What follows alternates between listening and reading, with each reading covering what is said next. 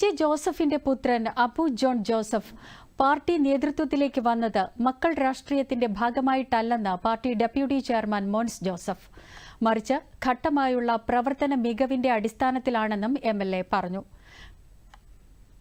പിന്നീടാണ് രാജ്യസഭയിലേക്ക് വരുന്നത്. അപ്പോൾ രാജ്യസഭയിലേക്ക് വരുമ്പോൾ ഇത് മറ്റൊരാൾക്ക് കൊടുക്കാൻ വേണ്ടി ഞങ്ങൾ രാവിലെ മുതൽ വൈകുന്നേരം വരെ പാർട്ടി ചർച്ച ചെയ്തു.